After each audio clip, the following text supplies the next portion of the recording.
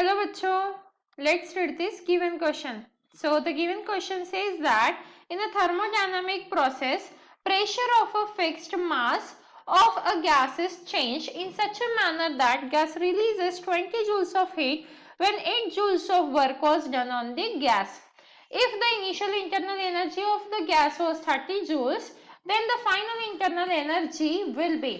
तो देखिए बच्चों, सबसे पहले हम क्वेश्चन को समझते हैं। क्वेश्चन में हमें क्या बोला गया है कि हमारे पास एक थर्मोडायनामिक प्रोसेस है जिसमें जो गैस है उसका मास तो हमने फिक्स्ड रखा है, बट जो प्रेशर है वो चेंज हो रहा है। अब वो चेंज ऐसा हो रहा है कि manner that the gas releases 20 joules of heat, मतलब यहाँ पे हमें क्या गिवन है, हीट की वैल्यू गिवन है एंड वर्क कितना दिया है, 8 जूल्स दिया है। और वो भी क्या है, work was done on the gas, मतलब work done on the system हम बोल सकते हैं। इसके साथ साथ हमें इनिशियल एनर्जी भी दी है गैस की जो 30 जूल्स है। तो इन सभी जो गिवन डेटा है इसका यूज करते हुए हमें final internal energy find out करनी है। अब इसके लिए हमारे पास 4 ऑप्शन है, जैसा कि फर्स्ट ऑप्शन है 2 जूल, सेकेंड ऑप्शन है 18 जूल्स, थर्ड ऑप्शन है 42 joules and the fourth option is 58 joules.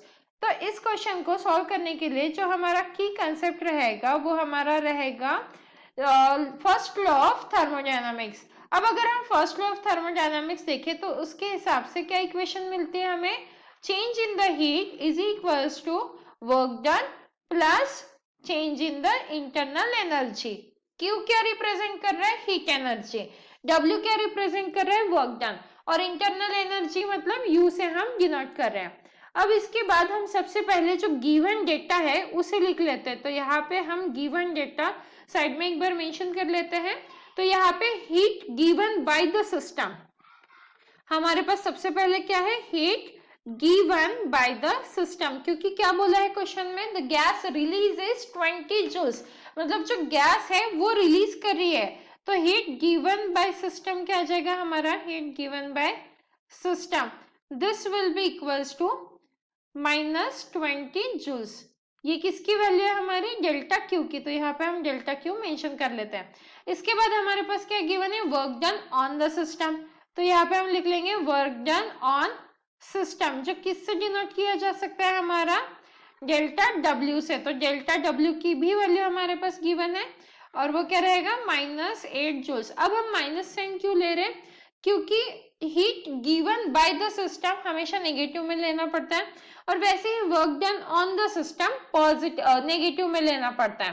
Work done by the system रहता तो पॉजिटिव लेते हैं, पर यहाँ पे work done on the system है तो इसीलिए हमें वो नेगेटिव साइन कंसिडर करना होगा।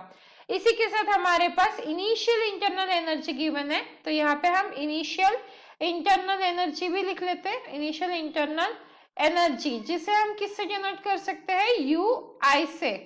तो ये यू आई से डिनोट किया, ये क्या हो जाएगा हमारा 30 जूल्स। तो ये हमारे पास फर्स्ट पॉइंट गिवन है, सेकेंड पॉइंट भी गिवन है और थर्ड पॉइंट भी गिवन है। और हमें फाइंड आउट क्या करना है, हमें यू एफ मतलब फाइनल इंटरनल एनर्जी, जो फाइनल इंटरनल एनर्जी है उसे हमें फाइंड आउट करना है। यहाँ पे हम स्पेलिंग थोड़ा करेक्ट कर लेते हैं, यहाँ पे इंटरनल का initial internal energy, initial internal energy. अब चलिए जो गिवन डेटा है उसका यूज करते हुए हम क्वेश्चन सॉल्व कर सकते हैं।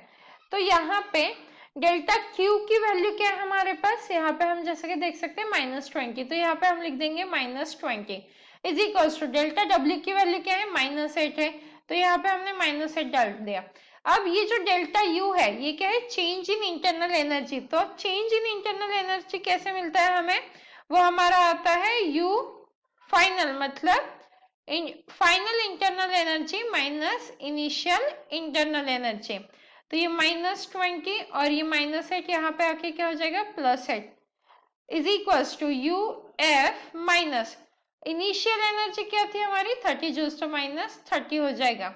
अब हमें किसकी वैल्यू फाइंड आउट करनी है, यू एफ की। तो जो अननोन टर्म है उसे हम एक साइड में लिख लेंगे, बचा क्या हमारे यहाँ पे -30, और ये जो -20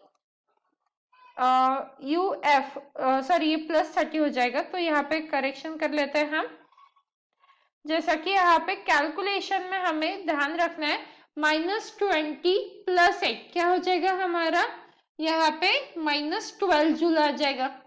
तो ये -12 जूल हुआ और ये जो -30 है वो उधर जाके +30 में कन्वर्ट हो जाएगा। तो अब अगर हम इसे सॉल्व करेंगे तो यू एफ की वैल्यू क्या आ जाती है हमारे 30 - 12 मतलब 18 जूल्स, जो कि हमारा ऑप्शन 2 मैच कर रहा है। And hence the final answer for the given question will become the option 2, that is the final internal energy is equals to 18 joules. I hope you understood it well. Best of luck.